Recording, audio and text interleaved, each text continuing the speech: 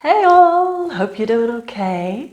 I thought I'd just come by and answer some of your questions. So I have 5 questions that I've been asked recently, and I'm just going to break them down and then we'll have a record of them and maybe we can create like a bank of answers to questions.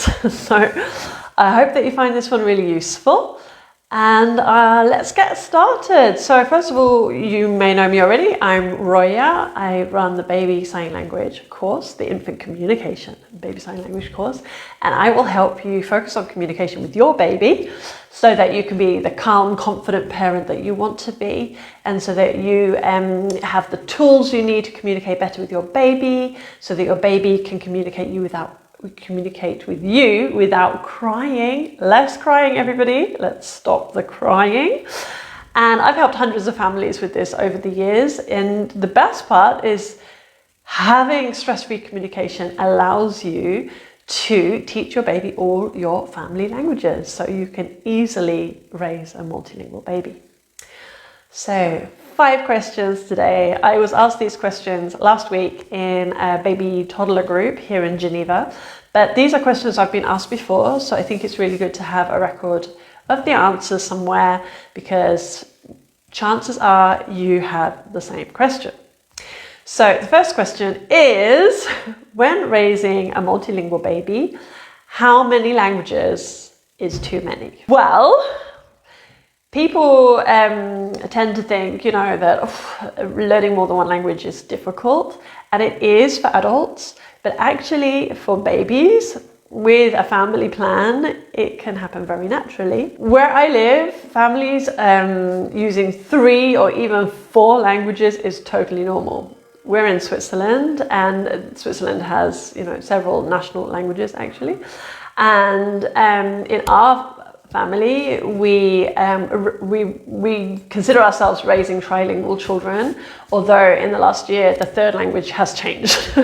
So maybe we should be saying that we have a multilingual children with 4 languages. I think if you're going to introduce more than 4 languages, you definitely need to be really careful about how that's happening. But yeah, 3-4 languages, totally normal. It's not going to be terrible for your child. With a plan, it can happen very naturally, and it can give them lots of long-term benefits. So don't worry about that. Okay, the second question that people often ask me is, this is very common, does multilingualism delay speech? This is scary for some people. Well, the answer is no, it does not delay speech. Okay, so, well, there has been quite a lot of research recently that shows that that is the case. In my Facebook group guides, you can find links to some research studies out there, and have a look yourself at what those say.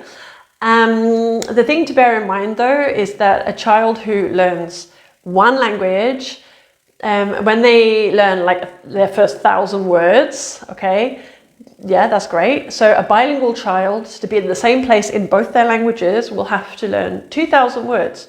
So simply it is more work. And so perhaps that's where this question comes from. And then this goes on kind of with the next question. Question number 3, my mother-in-law says that, I shouldn't be raising my child multilingually. What do I tell her?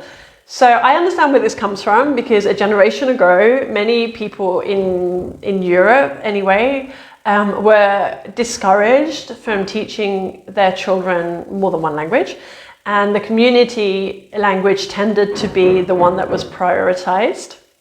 And at schools, they would say to a parent who had another language, don't use your language, use the school language. So if, say, we were in the Netherlands before, so say the school language was Dutch. I actually have a friend who is now, I guess she could be, the grandmother of my children. So with her children, she's from Malaysia, and she married a Dutch man and lived in the Netherlands. And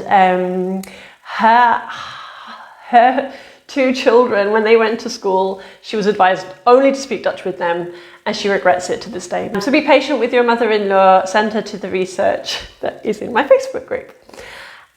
Question number 4, what about 3rd person speech?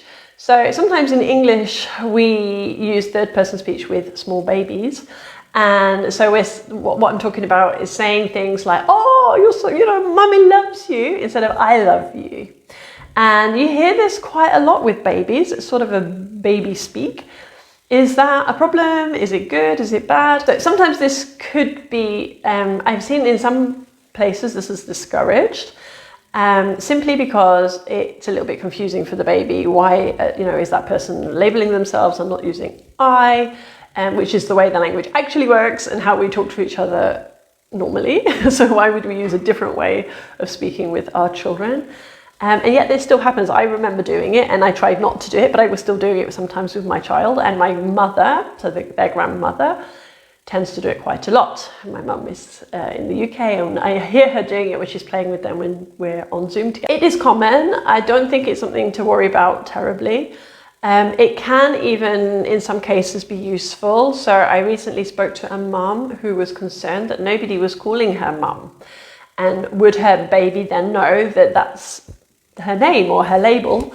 So we talked about her using this as a device to include mum or mummy in their daily conversation. Okay, and the last question that I often get is, what sort of books are good for babies? So it depends on the age of your baby. I think we could have like a whole video just on this. Excuse me. We could have a whole video just on this, but if your baby, if you're thinking like newborn, what they see best is black and white. So I'm going to make a video on this actually, because I have a black and white board book, which is beautiful for newborns. It's something that they can more easily focus on, because that's where their development of their sight is.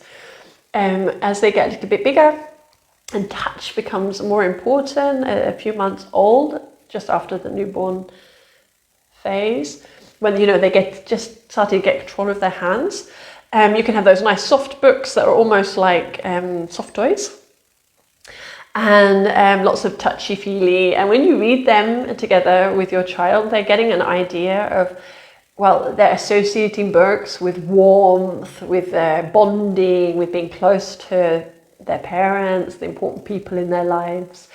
They're getting the tactile stimulation, which is really nice for their development. They're understanding slowly but surely. The books are read from the left to the right, depending on the language.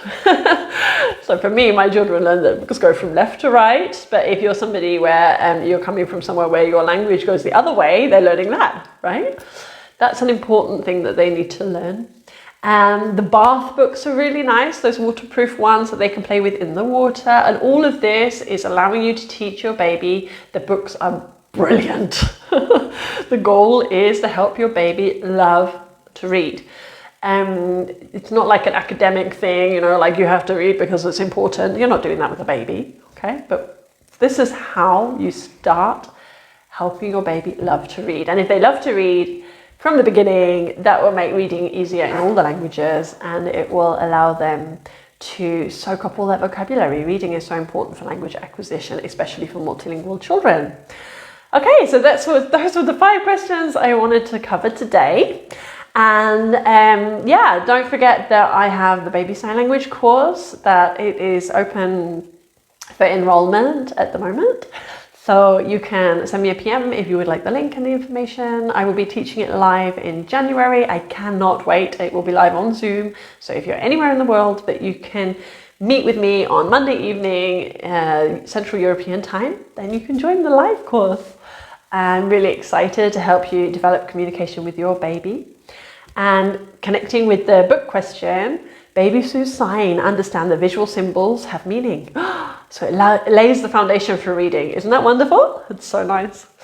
Okay, so if you haven't got it already, download your Get Started guide. I've put the link in the comments below. Let me know what you think about these 5 questions. Do you have other questions that I can, answer another day? Have a lovely week. Thanks.